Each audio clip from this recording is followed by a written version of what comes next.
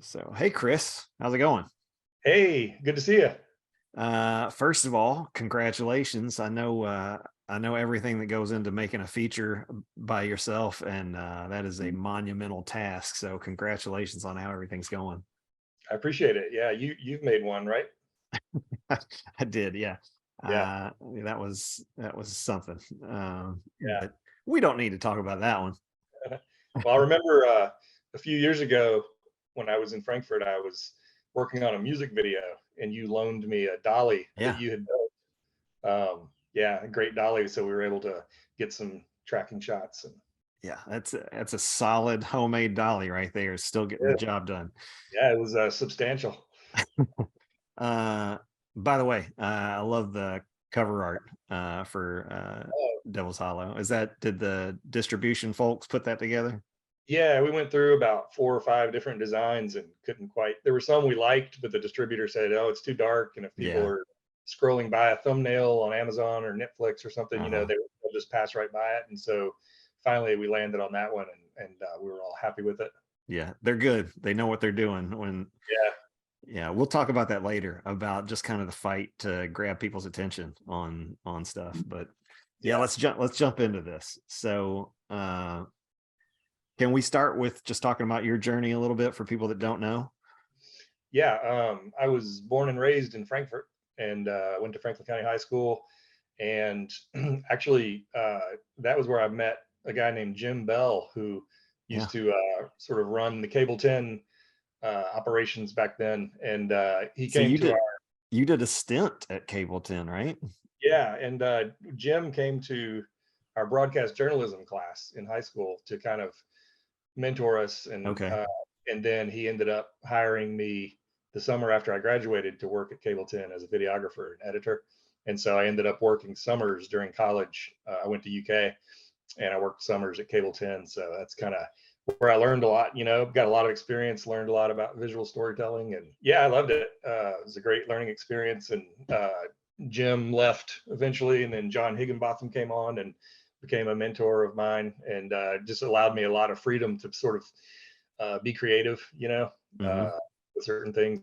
And it was fun going to different events in the community and got to meet a lot of people. And yeah, I really look back fondly on that experience. Yeah, I think it's something nice to have in town for when you were just coming out of school, people that have that kind of interest in production and that sort of stuff. It's a really good outlet in town. Yeah, absolutely. To get your stuff seen, because before that, it was just Yeah. like, you know, you run around the neighborhood with your video camera and Uh-huh. make movies with your friends, but there's nowhere to show it. Yeah, Uh, exactly. it's kind of fun. So you graduate from Franklin County. Did you already know at that point that you wanted to work in film? I did, yeah. It's kind of a cliche, but literally, like ever since I can remember, I wanted to Hmm. make movies and TV. And I remember when I was a kid, I don't know how old I was, but I was too young to read or write. But I had an idea for a movie, and I remember sitting at the kitchen table across from my mom, and she had a yellow legal pad, and I was telling her ideas for my movie, and she was transcribing it. And so she was like my first writer's assistant. So, but I didn't pay her, but yeah. So I've just always wanted to do it. And again, people at Cable 10 were very nurturing of that. Yeah. And I was trying to decide when I graduated college, do I stay around Kentucky for a little while? Do I go on out to LA? And I remember John Higginbotham, my boss there, saying, just go, just, Hmm. go out there. And so a week after I graduated, I packed up my car and moved out to Los Angeles, and started getting jobs as a production assistant, on different shows, and working as a background extra, and worked as an assistant to some producers, washing their cars and answering phones and Hmm. photocopying scripts. And but that was really great because I didn't go to actual film school, but just working in the industry like that, Hmm. uh, you can kind of observe and absorb everything, and learn a lot. So you're working as you get in as a PA, and how do you transition into writing? Well, while I was a PA, I would uh, get my hands on scripts, and just kind of read, teach myself formatting and how a Hmm. script works, how a story's told. And read a few screenwriting books, and just kind of started writing, like writing terrible stuff, and wasn't very good. And then you get better with each draft, and just kind of learn the Mhm. science and the craft of storytelling. And you just get better the more you do it. So while I was working these other jobs, I just kept writing. I worked as a PA on a show called Touched by an Angel that some people will remember. And so I got to see the whole process of a script being pitched in the writer's room, the script being written, rewritten, shot, edited, released. And Mhm. so that was for 22 episodes a season. And so I just got to watch that whole process. And that really taught me about how to professionally, write and produce Mhm. TV. And so then I worked there for 2 seasons, and then I also did other things while I was trying to kind of like break in. Um, but I worked like as a substitute teacher at a charter high school, just anything to pay the bills. And Mhm. then in the meantime, I would be writing my own scripts. And I submitted for the Warner Brothers TV Writers Workshop, which is an annual competition for aspiring TV writers. And so you submit a script and you hope to get in. And then I I submitted for like 3 years and didn't get in. Then the fourth year, I was a semifinalist but didn't get in. And then the fifth year, I finally made it into the program. And so that was like a 6 month training program where you write another script. And then coming out of that, they set you up with interviews with TV showrunners who have a new show that season. And, you know, and then so I interviewed at 3 or 4 different shows and then got hired on one. It was called Past Life. It was at Fox. It lasted like 6 episodes, like nobody saw it, but it was a great experience because it was my first time in a professional TV writer's room, and I met a lot of great people and learned a lot. And so, but it took me 8 to 10 years Yeah.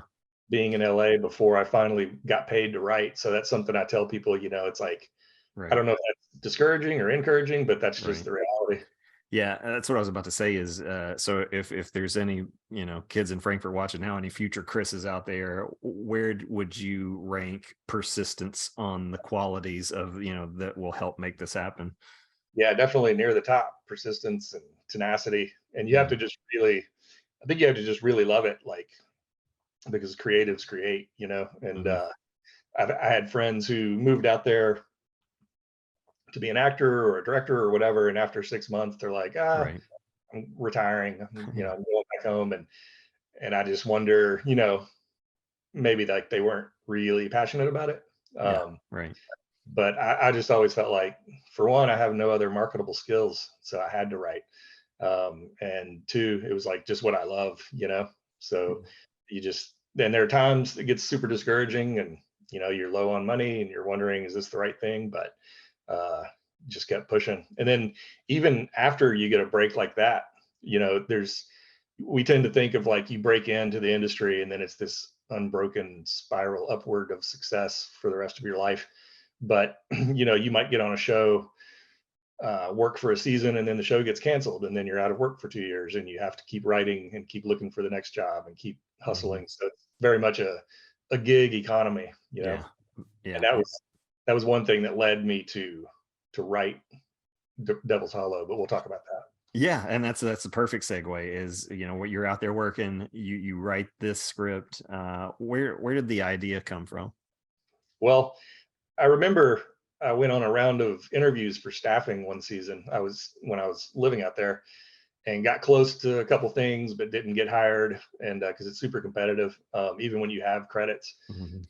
So I remember sitting in my apartment in LA and thinking, like, I could either wait for the phone to ring, like for my manager find me jobs or whatever, or I'm a writer. Why don't I just write something and go back Mhm. home and make it? And so I thought, how can I, keep the budget manageable, like just handful of actors, a few locations. And so I had this idea of a guy who's stuck on his farm on house arrest. So he has an ankle monitor and he can't leave his farm. So I thought, oh, well, that way we can keep 70% of it to one location, Mhm. uh, and just a few actors. But yet you still have dramatic stakes because in the movie, he's trying to reconnect with his estranged teenage daughter.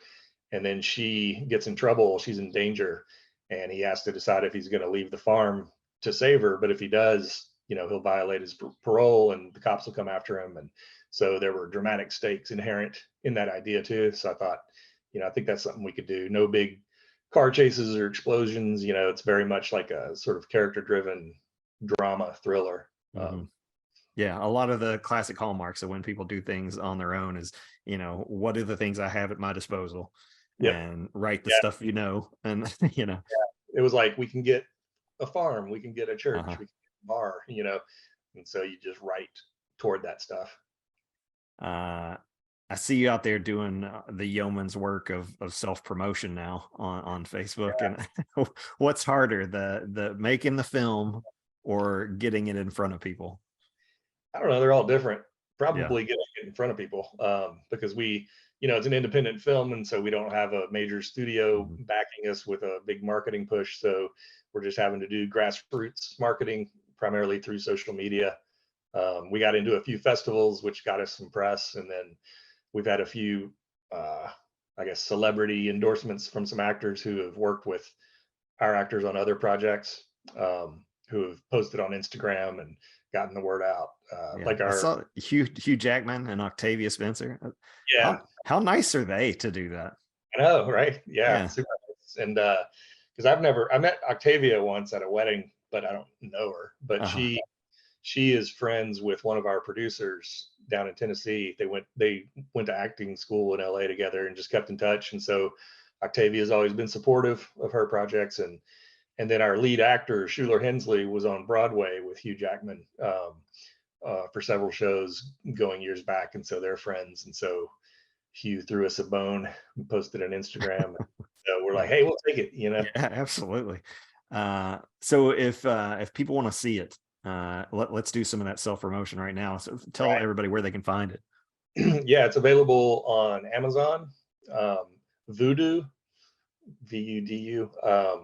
It's on certain Spectrum cable stations. You would just have to check your local area, and then it's on Verizon. I didn't know Verizon had a Didn't movie, either. Yeah. but our distributor sent me a link, and he was like, "Yeah, it's on Verizon." So you can also just go to the Devil's Hollow Facebook page, Mhm. um, and you know, I post there every day or so, just with links to remind people of where they can go find it.